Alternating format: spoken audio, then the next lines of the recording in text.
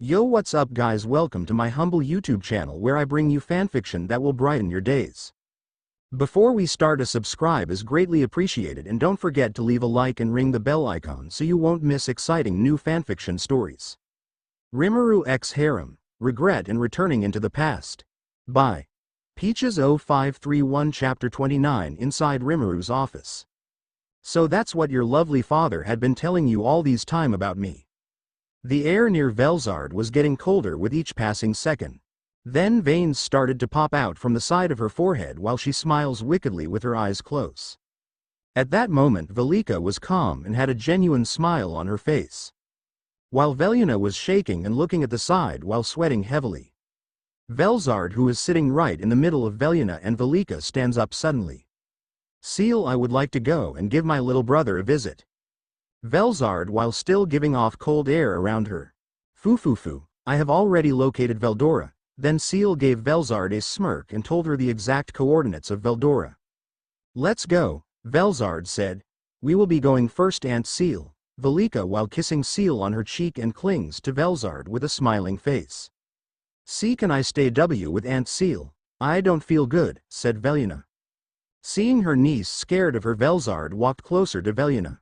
"Don't worry, Aunt won't hurt you. I'm just going to give your father a piece of my mind." Then Veldora extended her hand towards Veldora. "Oh, okay." Veldora somehow gained her composure back after seeing her aunt trying her best to get closer with her and Veldora. "Seal, I will be back later," Veldora said to Seal. Less than foo. Take your time in catching up with that soon, dragon greater than." In the open fields of Tempest near Shisu Lake, there are a lot of hard-working farmers formed by different races. They are the ones that are taking care of and growing the many kinds of crops that are essential in Tempest. "Yo, I think we will have a good harvest this season." A fat guy wearing a farming hat with a rugged shirt and pants, sweating heavily with a pick resting on his shoulders, said. "You said it right. Rimuru-sama will be happy seeing all these healthy crops," a random hobgoblin farmer said, having the same rugged outfit. "Haha, let's work hard, so our families and subordinates can have fresh vegetables on their plates every day," another random orc farmer added. Then Rigard and Miyano arrived along with some goblinas bringing some refreshments. "Everyone, you worked hard today, come and have some snacks." Everyone gathered, but there was someone, still looking at the wide open sky under the blazing sun, standing in the middle of the fields. It was around 3 p.m. in the afternoon. It was the fat farmer wearing a farming hat with a pick resting on his shoulders. When you looked at him, it was the perfect image of a hard-working man that is satisfied in his current life. And with the sun rays reflecting on his hat, he looked like a veteran farmer that has been working in the farming fields all his life. Everyone was amazed because of how hard-working that individual was. But the mysterious thing about it is that no one knew that guy. He just appeared out of nowhere. "Hey, don't work too hard, you should also take some rest," shouted a random farmer from the group that is taking a break. The fat mysterious farmer just gave them a hard-working smile and nodded, then fixes his hat and continued to work. Everyone had the same thought. "He's really amazing. I should also work harder to be someone like him," they all think. There you are. Swoosh, the farmer instantly got engulfed in ice. After, a girl with white hair arrived, together with Veldora and Veldora. "Veldora-sama, what brings you here today?" asked Rigard and Miyano after rushing towards the three while sweating after seeing one of the farmers got trapped in ice. "We came here to pick up father," Veldora normally answered. "And who might this girl be?" asked Rigard.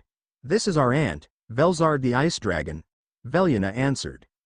Veldora now started to calm down around Veldora. "Ice dragon?" said Miyano while shaking.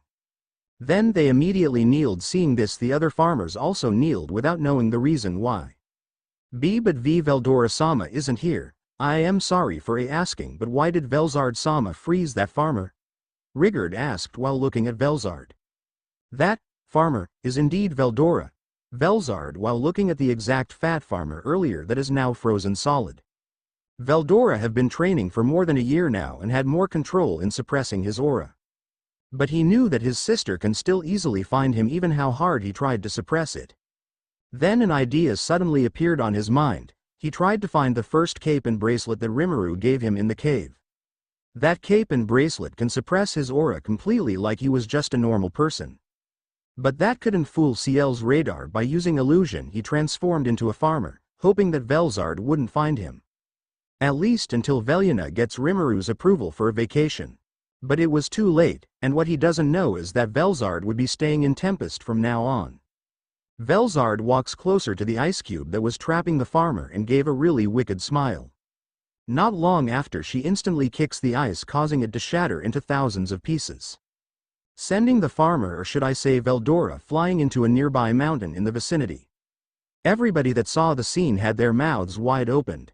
Meanwhile, Veldora had stars in her eyes seeing her aunt giving his childish father a good beating. Veldora on the other hand started to have a frightened face again and thoughts. Aunt Velzard is really scary. I won't follow in Papa's ways anymore ever again, or I might be next. Then Velzard slowly fly towards the direction where Veldora was sent flying to. After a few minutes Velzard returned with a cheerful face, while behind her was Veldora back in his original yellow-haired, muscular tanned body structure. Veldora's face looked like it has been hit by a 16-wheeler truck and then fell from a really high building. In other words, he was beaten up to a pulp. The farmers including Rigard and Miyano was terrified seeing Veldora. Don't mind us, and I assure you I am here not to bring you any harm. I am Rimuru's fiancé after all. Velzard easing the terrified farmers. So Velzard-sama will be staying here in Tempest? Rigard uttered. Yes, and if anyone needed my help don't be scared to ask for assistance, Velzard said while smiling.